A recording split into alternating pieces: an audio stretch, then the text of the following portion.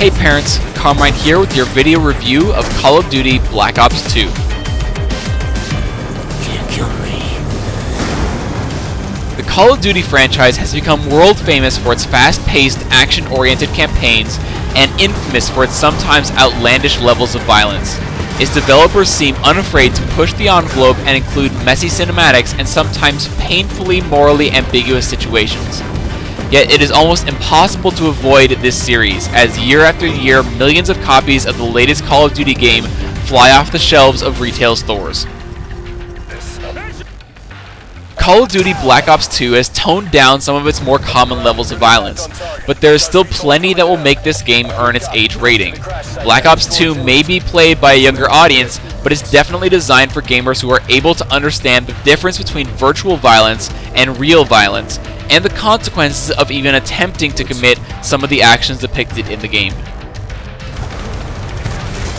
Players in Black Ops 2 will kill thousands of virtual enemies. Whether playing the single-player story, cooperative zombies mode, or fighting against real players in multiplayer, gamers will be constantly dealing and taking damage. There is no part of this game that doesn't involve violence in some way. Most of the violence, however, isn't particularly graphic. When enemies are hit, they will show blood, but gore is almost non-existent during normal gameplay, and completely non-existent for multiplayer, where gamers will spend most of their time.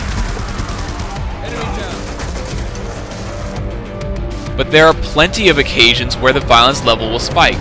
You're watching the majority of the set violence that every player will encounter during the campaign. Black Ops 2 glorifies unrealistic levels of violence, sometimes to the point where anyone able to empathize with the virtual characters will be left cringing.